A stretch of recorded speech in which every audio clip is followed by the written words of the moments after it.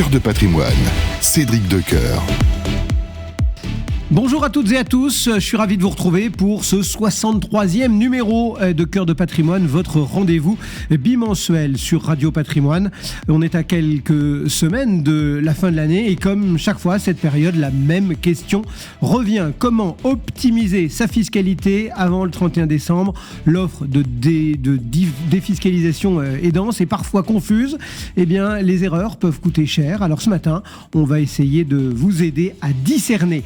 Et puis, on changera radicalement de sujet en deuxième partie d'émission pour aborder la question qui agite les marchés depuis plusieurs semaines alors que Nvidia a publié des résultats exceptionnels. L'intelligence artificielle est-elle une bulle sur le point d'éclater ou une révolution en marche ? On répondra à cette question. Bref, fiscalité de fin d'année et bulle technologique, deux sujets brûlants, deux invités de choix dans Cœur de patrimoine. C'est parti pour l'émission. Cœur de patrimoine, Cédric Decoeur. Et on cause donc impôt sur le revenu avec comme invité Yann de Florenne. Bonjour Yann. Bonjour Cédric. Merci d'être au rendez-vous de Cœur de patrimoine, directeur associé de Modo Patrimoine.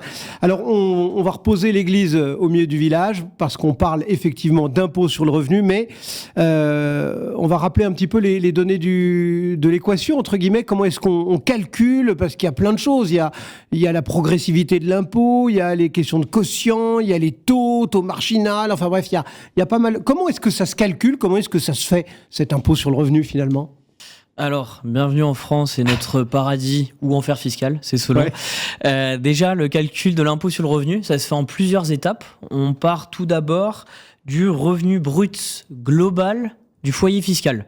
Donc le revenu brut global, c'est l'ensemble de toutes les sources de revenus du foyer. Ça va être quelle qu'elle soit. Salaire, les revenus fonciers, les bénéfices professionnels. Une fois qu'on a ce revenu brut global, on va déduire certaines charges, type les frais professionnels, les pensions alimentaires, et on va avoir ce qu'on appelle le revenu net global. Ce revenu net global, on va le diviser par le nombre de parts fiscales du foyer. Comment est-ce qu'on détermine le nombre de parts fiscales ? C'est en fonction des habitants du foyer fiscal. On a d'abord les deux parents qui représentent chacun une part fiscale. Les deux premiers enfants représentent chacun 0,5 part. Et ensuite, à partir du troisième enfant, c'est une part fiscale par enfant supplémentaire. Donc on a notre revenu net global qu'on va venir diviser par le nombre de parts fiscales. Et ensuite, cette somme, on va la soumettre à un barème par tranche. Parce qu'en France, on fonctionne par tranche d'imposition. L'ensemble de votre revenu net global... C'est ce qu'on appelle le barème progressif, c'est exactement, ça. Ce barème progressif où l'ensemble de votre revenu n'est pas imposé de la même manière. La première partie de votre revenu, celle qui va de 0 à 11 500 €, on paye 0%. De 11 500 à 29 000, on est à 11% d'impôt. De 29 000 à 83 000, 30%. De 83 000 jusqu'à 180, on est à 41%. Et toutes les sommes qui dépassent 180 000 €, on paye 45% d'impôt sur ce qui dépasse. Donc, comme vous l'avez dit, en France, on est sur ce qu'on appelle un barème progressif. Ça signifie que plus vous gagnez d'argent, plus votre taux va être élevé et donc plus vous allez payer de l'impôt sur le revenu. Alors ça, donc, c'est l'impôt. Après, il y a des façons de réduire, et je le disais dès l'introduction, c'est vrai que c'est presque un sport national en France que d'essayer de diminuer la douloureuse. Et là, il y a des tas de mots qui viennent un peu se télescoper, parce qu'il y a réduction d'impôt, mais il y a aussi déduction d'impôt, et puis il y a aussi crédit d'impôt. Enfin bref, tout tourne autour de ça. Le but, c'est d'en avoir le moins, ou le plus, c'est selon. C'est quoi la différence entre ces trois mots ? Comment est-ce qu'on doit considérer l'une, l'autre ? Alors effectivement, d'un point de vue sémantique, c'est indispensable de bien comprendre ces trois notions différentes. On a d'abord ce qu'on appelle une déduction fiscale. Donc là, ça intervient avant le calcul de l'impôt. C'est l'ensemble des sommes qu'on va déduire de son revenu imposable. Un petit peu comme en comptabilité où l'objectif c'est de baisser le chiffre d'affaires. Là, avec les dépenses, l'objectif c'est de faire baisser son revenu imposable. Parce que mécaniquement, plus notre revenu imposable est faible, plus l'impôt qu'on va payer dessus va être faible. Donc ça, c'est pour les déductions fiscales. Ensuite, on a réduction d'impôt. Donc là, ça intervient après le calcul de l'impôt. C'est une somme qui va se déduire directement de l'impôt que vous avez à payer. Et enfin, on a ce qu'on appelle le crédit d'impôt. Donc, à l'instar de la réduction d'impôt, ça vient se déduire de la somme de l'impôt qu'on a à payer. Mais là, c'est encore plus bénéfique parce que l'excédent peut vous être remboursé. Concrètement, ça signifie quoi? Si avec un crédit d'impôt, par exemple, vous payez 5 000 euros d'impôt, mais que vous avez un crédit d'impôt à 6 000 euros, eh bien l'État vous rend 1 000 euros supplémentaires. Alors qu'à l'inverse, avec une réduction d'impôt, vous avez 5 000 euros d'impôt à payer, mais 6 000 euros de réduction d'impôt. Dans ce schéma-là, on a 1 000 euros qui sont perdus. Ah oui, perdu. On ne peut pas le reporter l'année suivante ou... Il y a quelques exceptions, quelques placements qui permettent de reporter sur 5 ans, mais dans la majorité des cas, si la réduction d'impôt est supérieure au montant d'impôt que vous avez à payer, malheureusement, c'est perdu. Donc c'est important de bien calibrer. Alors, après, il y a effectivement tout ce qui amène à ces réductions d'impôts, à ces crédits d'impôts, etc. Ce sont des dispositifs, des techniques patrimoniales, des techniques fiscales qui permettent finalement d'émousser un petit peu l'impôt. Qu'est-ce qu'il y a comme... Parce que, alors là, on pourrait faire pas un inventaire à l'après-vert, mais pas loin, je dirais... On pourrait dire qu'il y a le PER, il y a le Girardin, il y a le de Normandie, il y a tout ce qui sont les fonds communs de placement dans l'innovation, enfin bref, et j'en passe. Vous allez peut-être me dire, m'en signaler encore quelques-uns que j'ai oubliés. Bon, je vous apprends rien, Cédric, en vous disant qu'on a une passion en France pour la fiscalité. On est un des pays en France où il y a le plus d'impôts. Mais si on relativise, la bonne nouvelle, c'est qu'il y a aussi des centaines de moyens d'optimiser ces impôts. En l'occurrence, en France, on a ce qu'on appelle un système avec des niches fiscales. Il y en a un peu plus de 450 en France. Ce sont des dispositifs... Je ne sais plus qui avait dit, dans chaque niche, il y a un chien qui aboie. Oui, je ne sais plus non plus. Chaque fois qu'on veut y toucher, tout le monde qui râle. Hein. Effectivement, mais il y en a un peu plus de 450 en France. C'est mis en place par l'État. Et ces niches sont plafonnées à 10 000 euros. Et ce sont l'ensemble des dépenses et des investissements qui vous permettent de réduire la facture fiscale. Attention, il faut bien faire la différence. Par exemple, il y a le service à domicile. Exactement. Et c'est ce que je disais, il faut faire la différence entre dépenses et investissement. Une dépense, c'est lorsqu'on paye pour un service, vous l'avez dit, un service à domicile. Typiquement, on a une femme de ménage. Les petits cours pour les enfants, le jardinage. Exactement. Tous ces services, on paye une somme, 5 000 euros par exemple à l'année. La moitié, 50%, ça vous l'est rendu sous forme de crédit d'impôt. Donc on récupère 2 500 euros. Mais attention, là, on est sur des dépenses. C'est pas ça qui est censé nous enrichir. De l'autre côté, on a des investissements. Et là où l'objectif, c'est de gagner plus que ce qu'on a investi. Et dans ces investissements, il y a à la fois des placements immobiliers et des placements financiers. Vous en avez cité quelques-uns. Dans les placements immobiliers, on en a 3 principaux. On a la loi Monument historique, la loi Malraux et la loi de Normandie. Là, on est purement sur de l'immobilier. De l'autre côté, on a des placements financiers. Ceux que vous avez cités, FCPI, Fonds commun de placement pour l'innovation. Donc là, c'est de l'investissement dans des PME innovantes et non cotées qui vont permettre une réduction d'impôt de 25%. On a des FIP, Fonds d'investissement de proximité. Là, c'est de l'investissement local pour soutenir l'économie régionale. On peut avoir 18% de réduction d'impôt, voire même 30%, notamment pour ce qu'on appelle les FIP Corse. On a la loi Girardin, vous en avez parlé. Ça, c'est de l'investissement dans le territoire outre-mer pour aller redynamiser les dom-tom, où les réductions d'impôts vont dépendre des sociétés avec lesquelles on va travailler. Et enfin, il y a un dernier dispositif qui, lui, d'un point de vue purement technique, ne rentre pas dans ces fameuses niches fiscales de 10 000 euros parce qu'on est sur de la déduction d'impôts. C'est, vous l'avez évoqué, le PER, le plan d'épargne retraite. C'est ça. Alors justement, rentrons peut-être un peu dans le détail de quelques produits, parce que il y en a certains qui méritent peut-être qu'on y passe un petit peu de temps. Et d'abord, parlons du PER. On en a énormément parlé ces dernières semaines avec les débats à l'Assemblée. C'est vraiment le produit phare de fin d'année, là, à la main du contribuable, finalement.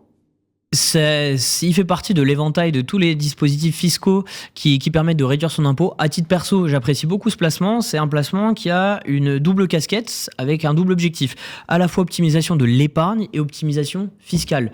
Au niveau de l'optimisation de l'épargne, un peu à l'image de l'assurance vie, lorsque vous ouvrez un PER, vous allez placer votre argent sur des fonds. On va voir d'un côté le fonds euro, où là c'est un cousin de l'assurance vie, finalement. Exactement. Au niveau de la composition, on peut avoir, c'est totalement identique à l'assurance vie avec le fonds euro, le capital garanti, et de l'autre côté les fonds en unité de compte, où là on va pouvoir investir sur un univers varié, produits structurés, private equity, start-up, ISR, immobilier, bref, sur tout un éventail.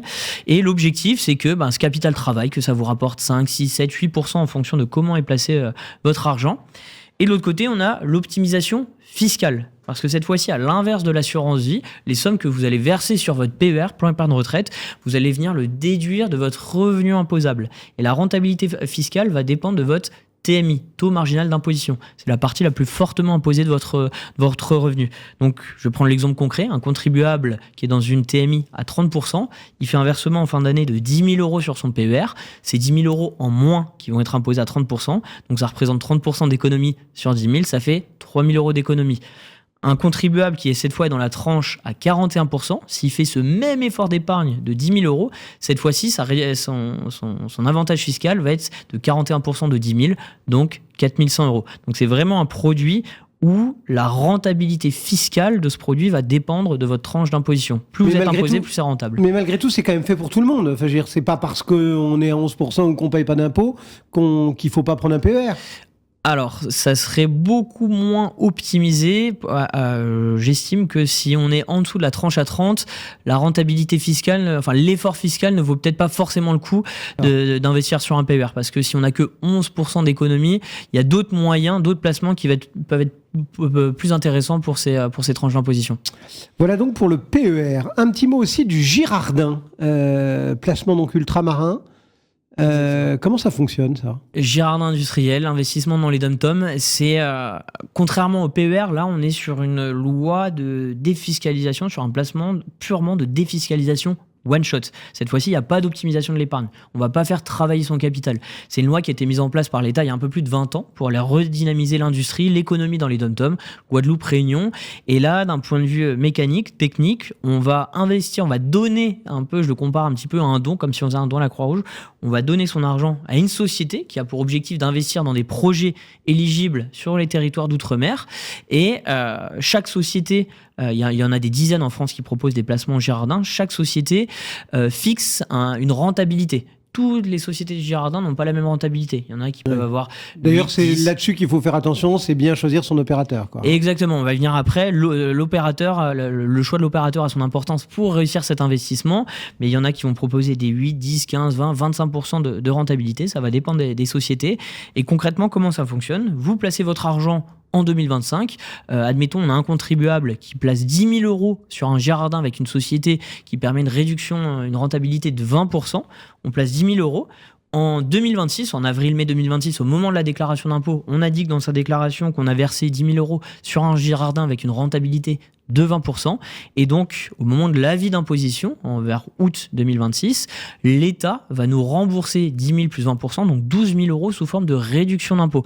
Et j'insiste bien sur le terme de réduction d'impôt parce que c'est important de calibrer le montant qu'on met sur un Girardin en fonction de l'impôt qu'on va payer. Parce que si vous avez un Girardin vous avez une réduction d'impôt à 12 000 euros, mais que vous payez 10 000 euros, c'est 2 000 euros de perdu. Et je reviens par rapport à ce que vous avez dit, le Girardin fait partie des placements où il y a la possibilité, c'est une perte qui est nuancée parce que vous avez la possibilité d'étaler ce surplus sur 5 ans. Vous avez jusqu'à 5 ans. Bon, ça fait un petit jeu de trésorerie. Enfin, entre guillemets, jouer un tout petit peu. On peut jouer un peu, c'est un jeu de trésorerie, mais c'est toujours intéressant de calibrer le montant, enfin de déterminer le montant d'impôt qu'on va payer pour verser sur le Girardin. Et donc souvent, on dit, et ça c'est un principe d'investissement, qu'il faut être proche de son investissement, le comprendre, etc. Et là c'est vrai, on se dit...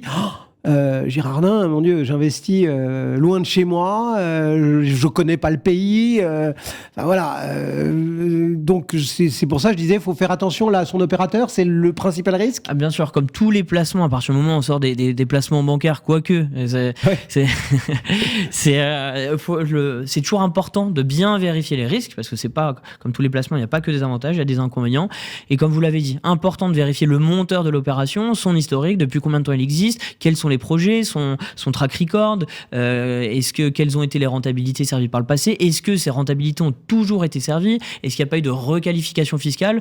Donc ça, c'est très important de s'intéresser et de bien vérifier l'historique du monteur avec lequel on va travailler.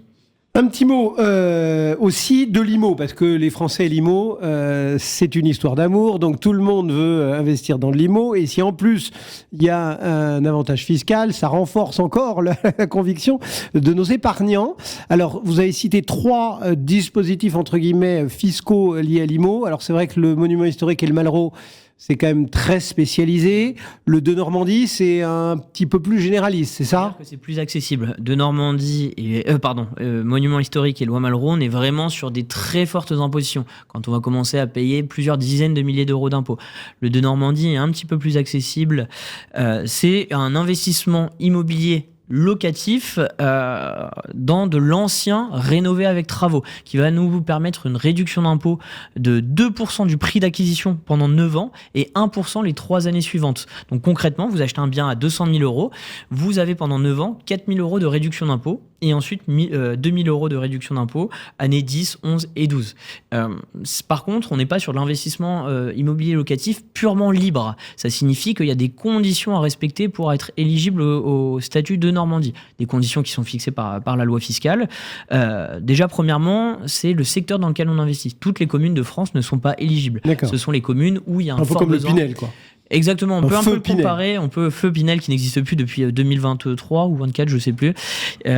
Au niveau de la sélection des villes, il va y avoir par exemple des villes type Troyes, Poitiers, Poissy, Rambouillet, Vannes. Ensuite, il y a des conditions de travaux, comme c'est de l'ancien réhabilité, il faut une rénovation notamment énergétique, il faut que votre investissement y ait à minimum 25% du prix total qui soit investi dans les travaux. D'accord. Ensuite, on va avoir des conditions de minimum de détention, c'est 6 ans d'engagement, la loi de Normandie. Au niveau du locataire, ça doit être sa résidence principale et on doit louer en nu, donc on oublie tout ce qui est Airbnb, location saisonnière. Et enfin, important, on est sur des loyers qui vont être plafonnés.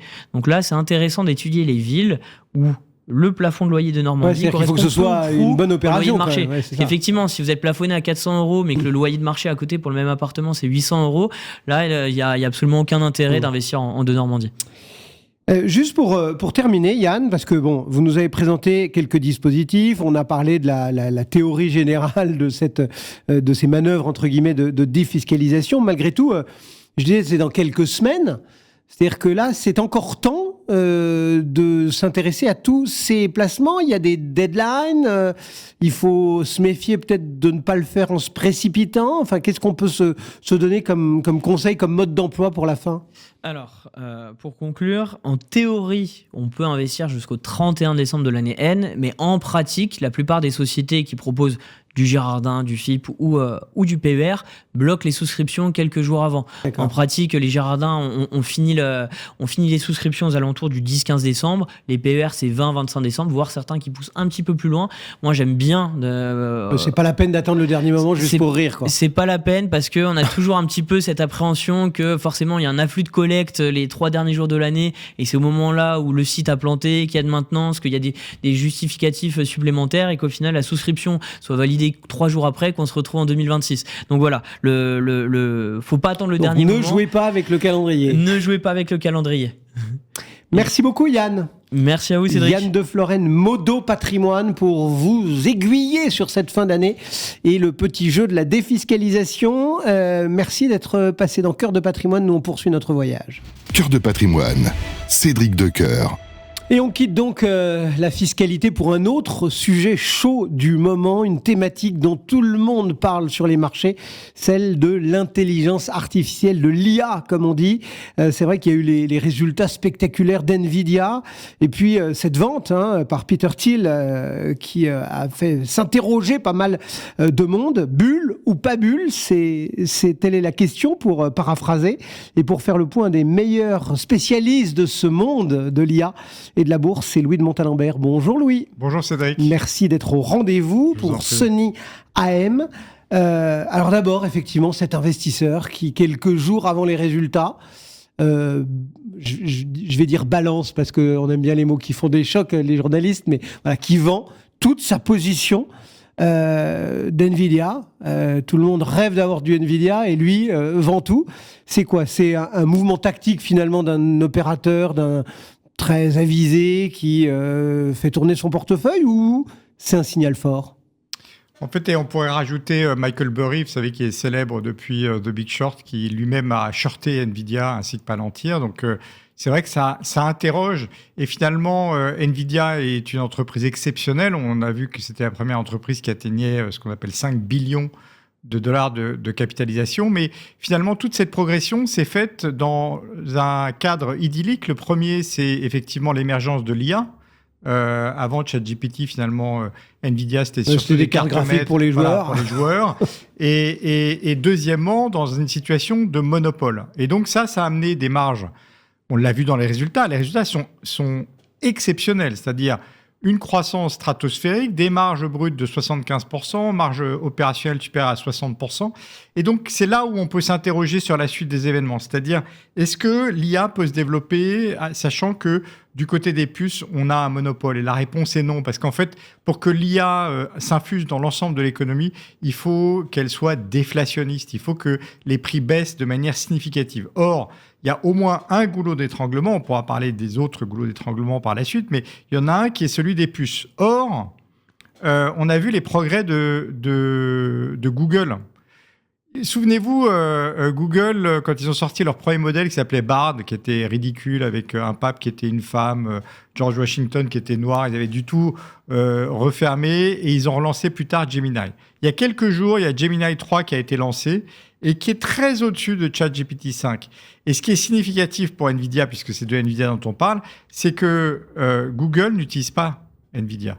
D'accord ? Google a dessiné depuis 10 ans ses propres puces avec Broadcom, ça s'appelle les TPU, et donc Gemini n'a été entraîné que là-dessus. Et puis si on va un peu plus loin, on s'aperçoit que Grok, xAI, Tesla vient d'annoncer qu'ils allaient mettre leurs propres puces pour entraîner leur modèle, que Amazon a Trainium, et donc voilà, on voit le monopole qui est en train ça de commence à s'effriter. se... Voilà. Et donc, elle est là la question. La question, c'est pas les résultats d'aujourd'hui ne sont-ils pas exceptionnels? On est dans une phase d'équipement, ça on a compris que cette phase d'équipement allait perdurer et être massive, mais est-ce que le monopole de NVIDIA va perdurer? Et la question est entière, et donc si on en doute, dans ces cas-là, on peut vendre effectivement ces actions NVIDIA. Il y a beaucoup de questions malgré tout autour de l'idée de bulle, et c'est vrai qu'on entend beaucoup de comparaisons avec la précédente, entre guillemets, avec celle des années 2000, des fameuses TMT que tout le monde avait portées au nu, et puis qui s'était effondré dans un grand bruit. Il y a une comparaison à faire ou pas? Alors, vous savez, les gérants et les économistes sont comme les militaires, ils combattent toujours la guerre d'avant. Ouais. Donc, on reste toujours traumatisé par une grande crise et on essaye de trouver des points de comparaison. Je pense que c'est une erreur. En fait, on est dans les deux cas de figure, dans une révolution technologique qui va changer beaucoup de process économiques. Je pense dans une ampleur encore plus importante avec l'IA que ça ne l'était avec Internet. Je pense effectivement que... c'est une vraie révolution. Enfin, voilà. Comme l'électricité. Ouais. C'est vraiment de ce niveau-là. Alors après, on peut avoir une bulle aussi. Hein. Les deux sont possibles. Pourquoi est-ce que... Il y a plein de raisons pour lesquelles on n'est pas dans la même configuration, même si on peut trouver des éléments de comparaison, on peut trouver des endroits où il y a bulle. D'accord ? Je peux questionner aujourd'hui le fait que OpenAI vaille 500 milliards. Je peux le questionner d'autant plus fortement que, je ne sais pas si vous avez vu, mais ce week-end, il y a un mémo interne qui a fuité dans lequel... après les succès de Gemini 3, donc qui est beaucoup plus puissant que ChatGPT, Sam Altman a dit à toute l'entreprise, attention, il faut se mettre en mode guerre. Peut-être que l'année prochaine, on n'aura une croissance que de 5%. Et là, effectivement, une entreprise qui fait 20 milliards de chiffre d'affaires et qui a 8 milliards de cash burn et qui ne fait que 5% de croissance, ça vaut pas 500 milliards. Donc là, il y a bulle. On peut se poser la question sur Palantir, mais c'est un peu les arbres qui cachent la forêt. Si on veut une bulle, il faut que l'ensemble du système, rappelez-vous les .com. Oui, c'est ça, n'importe quoi pour peu que ça... La Fnac avait rajouté .com à l'époque. Le jour où on aura toutes les entreprises qui rajouteront .ai à la fin, là, on pourra dire qu'il y a une bulle. C'est l'ensemble qui participe aujourd'hui. En fait, on a une toute petite partie de la cote qui participe à cette hausse. Et ensuite, est-ce qu'on peut appeler ça, alors, quand on fait référence, d'abord, la première chose, je trouve que la question, c'est pas est-ce qu'il y a une bulle, la question, c'est est-ce que nous sommes dans le cadre d'une bulle qui risque d'exploser? Parce que si je vous dis on est dans une bulle, comme en 1996, quand M. Greenspan disait il y a une exubérance irrationnelle marché, et que vous vendez vos actions, vous allez sacrément me blâmer pour avoir raté 3 des années les plus exceptionnelles. Donc, il y a eu constitution de bulle. Là, est-ce qu'on est au début de la constitution d'une bulle? Peut-être. Est-ce qu'on a un moment où une bulle va exploser parce que tout est mature? La réponse est non, catégoriquement non. Pour autant, c'est hyper... Enfin, on parle de toutes ces valos, etc. Mais encore, comme quand on parlait des 7 magnifiques, enfin, on a l'impression que ce monde s'hyper concentre sur quelques titres.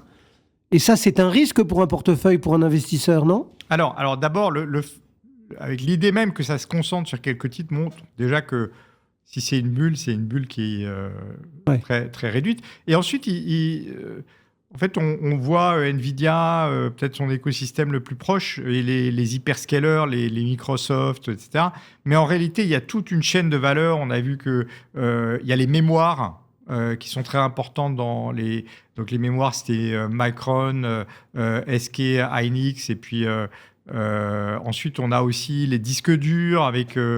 des gens comme Western Digital qui ont explosé. Puis il y a même toute la chaîne, en fait, on parle de l'électricité. En fait, l'un des points bloquants, on parlait de goulots d'étranglement pour la diffusion de l'IA. Aujourd'hui, on est en train de réaliser qu'il y a probablement 2 goulots d'étranglement qui n'ont pas été considérés. Il y en a un, c'est tout simplement la construction des data centers. On a vu que CoreWeave a eu des problèmes en bourse parce qu'ils ont dû repousser le démarrage de 2 data centers à cause de problèmes de construction.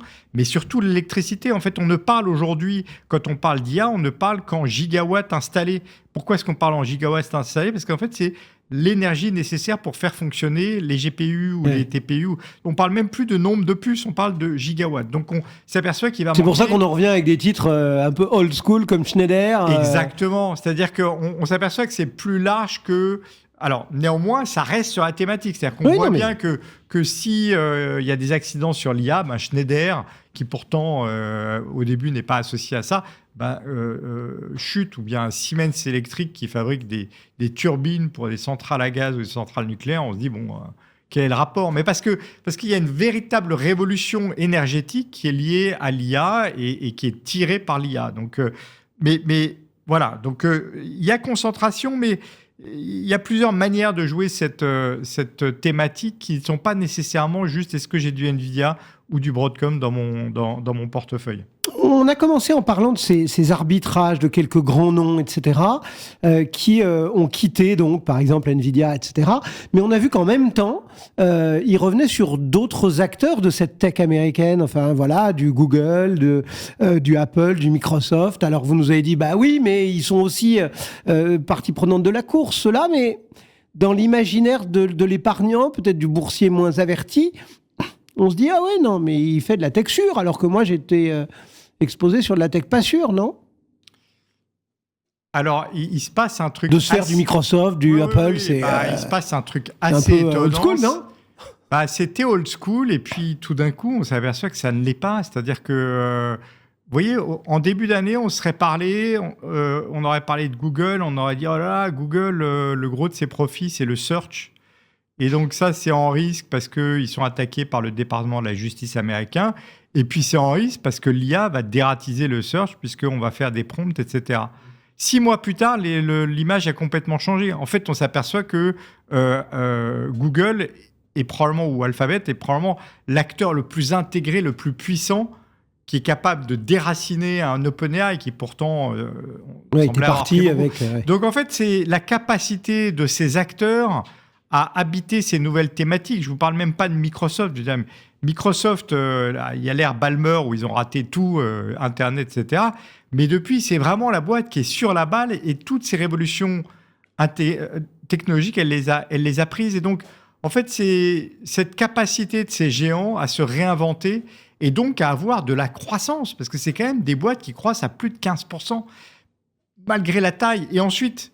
On parlait tout à l'heure de savoir s'il y avait une bulle. Quand on faisait référence à la bulle de 2000, les gens mettaient de l'argent sur des entreprises qui faisaient très peu de chiffre d'affaires, ou même quand on était sur les TMT... Il fallait que ça crame le plus de cash possible pour peu qu'il y ait .com, quoi. Si vous prenez le cumul de Amazon, Microsoft, Google, Meta, c'est plus de 500 milliards de dollars de cash flow opérationnel dans le passé.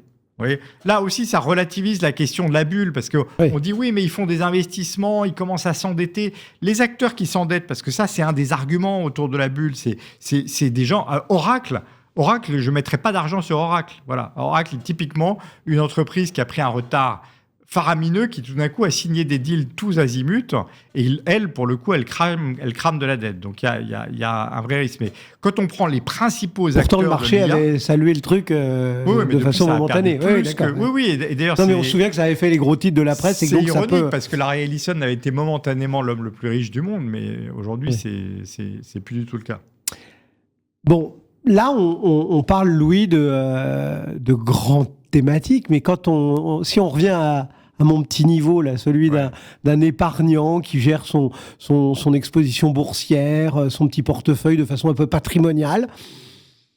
Comment on met de l'IA dans son portefeuille patrimonial? Parce que effectivement, aller choper du Nvidia, c'est pas évident. Aller, j'ai envie de dire même du Apple, etc. C'est un peu comme nos grands titres du luxe. Alors moi, je vais vous dire, je pense que il y a 2 chemins qui sont intéressants pour ne pas être trop frontal dans le type de titre dont vous parlez. Il y a celui dont on a déjà parlé, qui est l'électrification. C'est d'autant plus intéressant que, en fait, la planète vit une révolution d'électrification, alors qui est accélérée par les nécessités de l'IA. Mais on s'aperçoit qu'il y a une nécessité extrême de réinvestir dans ce qu'on appelle le grid, c'est-à-dire tous les réseaux et tous les systèmes de fabrication d'électricité. De toute manière, l'électrification est une... Oui, on veut qu'on roule en électrique, on pédale en électrique. C'est une nécessité absolue, et donc... Quels que soient les atermoiements de la thématique IA, l'électrification est une nécessité. Et c'est très intéressant de constater qu'un Trump qui a tiré à boulet rouge sur les renouvelables, aujourd'hui est en train de se gratter la tête quand on a un Jensen Huang, le patron de Nvidia, qui dit la Chine va gagner la course à l'IA parce qu'elle a investi massivement dans l'énergie. Et effectivement, c'est par le renouvelable. Alors, le renouvelable est plus compliqué à utiliser dans les data centers parce que c'est une énergie alternative, mais peut aller sur l'habitation et on peut dériver du coup des centrales à gaz vers... Donc, en fait, il y a un besoin d'électrification qui est massif. Il y a plein de boîtes pour jouer cette thématique et ne pas être complètement dépendant de l'IA. C'est-à-dire même si l'IA pouvait créer des soubresauts... Donc de l'exemple comme Schneider tout à l'heure dont on parlait, de se dire là on est déjà un peu IA, même si on ne l'est pas. Siemens Energy qui a un tableau, enfin un carnet de commandes qui est juste stratosphérique, GE Vernova aux États-Unis. De plus en plus on parle de la pile à combustion avec Bloom Energy, etc. Donc là il y a un truc. Il y a pour moi un deuxième endroit où on peut aller qui c'est pour le coup fait dératiser en bourse, c'est le logiciel cloud. Pourquoi ce qui s'est fait dératiser en bourse? C'est parce que Sam Altman a beaucoup ouvert sa bouche en expliquant que de toute manière, il allait remplacer tous les logiciels de la Terre. Bon, Sam Altman, il a aussi dit qu'il allait dépenser 1400 milliards pour pouvoir justement faire tous les projets d'investissement qu'il veut faire. En face, on a Anthropic, qui est son concurrent le plus immédiat, qui lui a dit « Je vais devenir le meilleur LLM pour faire ce qu'on appelle des API », justement pour mes clients qui sont les éditeurs de logiciels qui, eux, font des fonctionnalités à l'intérieur du logiciel qui permet de créer des gains de productivité directement. Donc en clair, je vais les accompagner, quoi, voilà, plutôt que de counter, voilà, qui accompagne de les remplacer, quoi. Exactement. C'est simple, je vous donne un exemple tout bête. ServiceNow, qui est une boîte de logiciels qui fait 12 milliards de chiffre d'affaires, ils ont notamment une fonctionnalité qui est de gérer le back-office de e-commerçants. Quand vous avez un e-commerçant qui a une commande qui arrive cassée chez un client, c'est très time-consuming parce que vous avez un agent qui doit traiter l'email, ensuite il doit proposer au client une solution, il doit mettre en place la solution et ensuite il doit générer un petit rapport. Voilà, avec ProPlus, qui est la fonctionnalité IA de ServiceNow. Aujourd'hui, le bot fait les premiers contacts avec le client, détermine les solutions, l'agent n'a plus qu'à cliquer et le bot rédige le petit rapport d'incident. Ce qui fait qu'un agent traite 3 tickets là où il en traitait 1 avant. C'est un gain de productivité de 66%, c'est immédiat, c'est lisible et surtout, c'est à l'intérieur du workflow des entreprises. Donc, oui, et puis on ne s'est pas mis à dos le client, enfin, gère le... Exactement. Et Sam Altman, tout d'un coup, je pense, va avoir un conseil d'administration qui va lui dire « Attends, t'arrêtes de gueuler Ubit et Torbic, on va faire tout et n'importe quoi. On va se concentrer, comme le fait Anthropic, qui d'ailleurs a annoncé la profitabilité pour 2027 et des niveaux de cash flow qui sont extrêmement abondants. Et donc là, pour le coup, on est sur les logiciels applicatifs ont été extrêmement maltraités en bourse. On est sur des valorisations qui sont extrêmement basses. Donc ça, c'est intéressant parce qu'on a de la croissance de chiffre d'affaires, on a des cash flows. Donc ça, c'est sécurisant. Et en même temps, c'est mal aimé de la bourse à l'heure actuelle. Donc, si je résume, on peut toujours regarder et rêver et peut-être parfois attraper tel ou tel grand titre. Mais c'est aussi intéressant de plonger dans les news, d'aller regarder quelles sont justement ces boîtes qui sont connexes, qui sont dans l'univers, dans les radars, etc. Voilà, et le logiciel, c'est intéressant. Ouais. Il y a quand même une grosse profondeur. Vous avez des entreprises qui font plusieurs milliards de dollars jusqu'à plusieurs centaines de milliards. Alors, on peut aller jusqu'à Salesforce. Moi, c'est pas une entreprise qui m'intéresse, mais ServiceNow, que je vous ai cité, c'est peut-être 200 milliards de capitalisation. Et après, on a des boîtes plus modestes comme Monday, qui fait peut-être 10-12 milliards. Enfin, on a vraiment de la profondeur. Bon, on a dit un petit peu que peut-être qu'il y avait une bulle, que en tout cas elle était peut-être pas sur le point d'éclater tout de suite, que c'était pas la grosse panique du moment passé, comme vous l'aviez rappelé. Malgré tout, est-ce qu'on arrive à se projeter quand même un peu, je sais pas, 3-5 ans, parce que quand on regarde les noms que vous nous citez, peut-être qu'il y a 3-5 ans, c'était même soit les boîtes n'existaient pas, soit c'était très compliqué, sauf à être ultra spécialiste, et c'est pas le cas de l'épargnant, j'ai envie de dire lambda, c'était très compliqué de les dénicher. Ceux qu'on citera dans 3-5 ans, elles existent déjà, vous avez déjà un petit œil dessus, on sait qui seront potentiellement les gagnants dans 3-5 ans? Alors, si j'avais une boule de cristal, je vous répondrais de précision. On peut trouver des acteurs. La tech, ça bouge très vite. Il y a des gens qui trouvaient Netscape formidable quand c'est sorti, puis ça a totalement disparu, comme les Yahoo, etc. Donc, c'est difficile de se prononcer, mais... Pour les plus jeunes, c'était un navigateur, Netscape. Voilà, exactement. Et qui avait 100% du marché au début. Donc, c'était vraiment un monopole. Donc, c'est quand même très difficile dans ces mouvements qui sont... on parle de révolution. Donc... je dirais qu'en tout cas, les géants dont on a parlé, ils sont assez bien installés dans ce système, d'accord ? Parce qu'ils ont les moyens, parce qu'on voit bien que c'est une révolution d'envergure qui demande beaucoup de moyens et qu'ils ont des moyens. Mais du coup, si j'étais un épargnant et que je me disais je veux trouver des titres et dormir dessus, je ne m'éloignerais pas tellement des plus grosses capitalisations qui ont démontré leur capacité sur cette vague. Et sinon, je vais jouer contre mon camp. Enfin, j'irai voir des spécialistes, ou bien, des gens comme moi, ou bien je mettrai sur des ETF, type Nasdaq. Mais se dire qu'aujourd'hui, on va prendre un titre et dormir dessus pendant 5 ans en disant, lui, c'est le gagnant de l'IA, je suis pas sûr. Bon, comme vous avez failli vous tirer une balle dans le pied avec les ETF, je vais vous offrir une planche de sauvetage.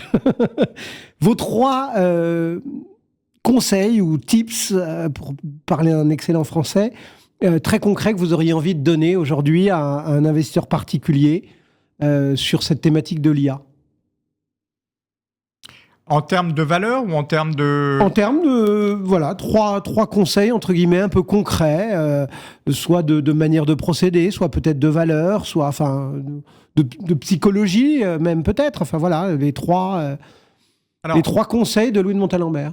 Moi, juste pour planter un tout petit peu le décor, l'IA sera la révolution qu'on attend le jour où elle sera totalement commoditaire, d'accord, où elle coûtera quasiment rien. Il faut se souvenir qu'une autre des grandes révolutions technologiques qu'on a vécues, c'est la micro-informatique.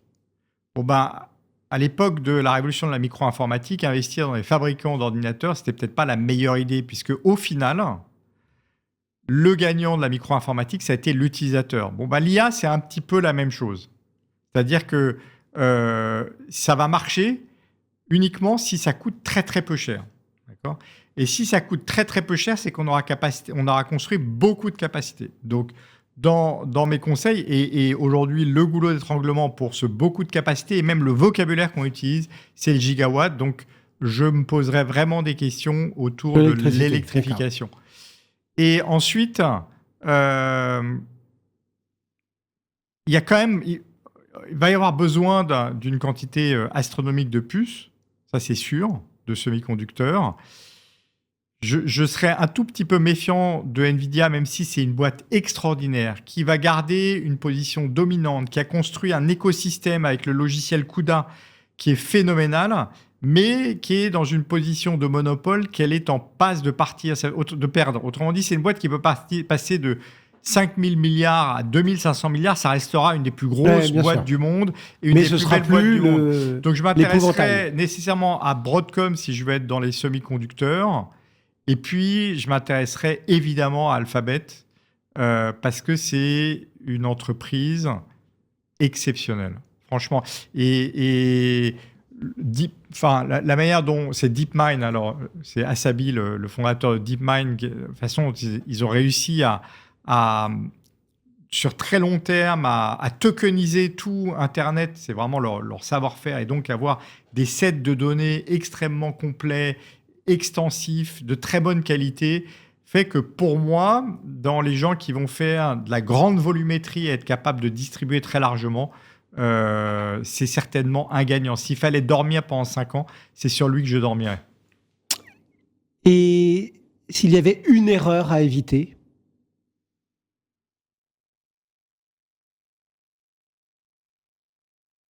Oh là là, ça c'est difficile.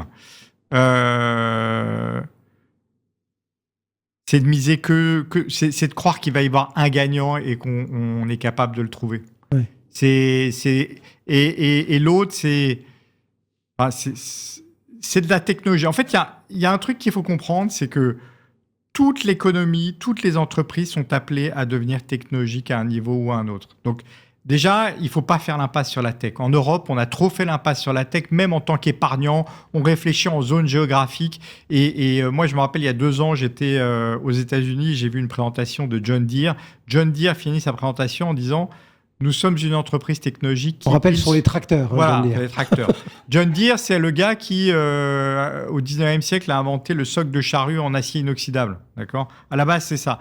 Des tracteurs. Et eux, ils concluent en disant « Nous sommes une entreprise technologique qui, il se trouve, fabrique des tracteurs. » Parce qu'effectivement, ils utilisent de plus en plus d'algorithmes. Ils ont un stack technologique qui compte un nombre d'entreprises technologiques énorme.